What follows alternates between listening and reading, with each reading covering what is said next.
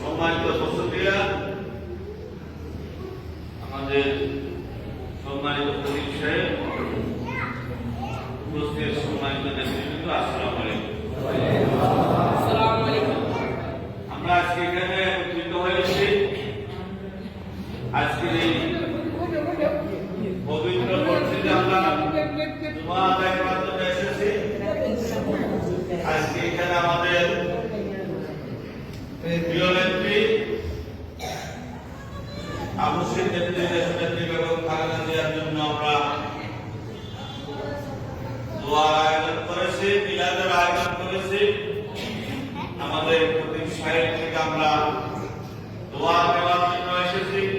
ওনার দোয়া করবো যে আমাদের আপনাদের সকলের দোয়ায় আমাদের প্রিয় নেত্রী যেন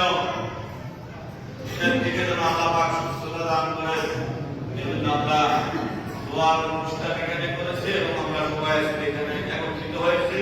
সবাই আজকে বাংলাদেশের কঠিন সংকট, এই সংকট থেকে বাংলাদেশকে বাঁচানোর জন্য